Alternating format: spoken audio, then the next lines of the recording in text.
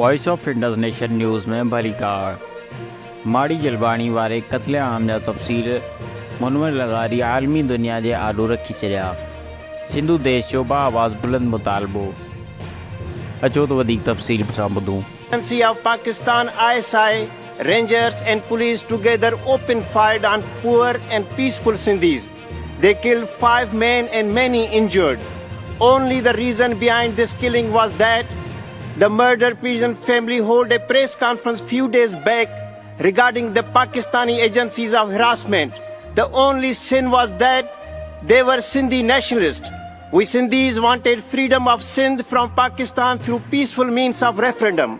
Mr. President, Pakistani agencies also commit atrocities against Sindhi people through enforced disappearances. Thousands of Sindhi activists have gone missing since last decade. Pakistan's failure to protect its citizens and safeguard the rights of various communities.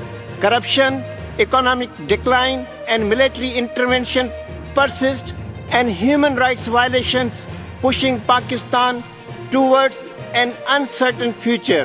Pakistan now stands a failed state. Our last recourse rests the United Nations and the United Nations Human Rights Council.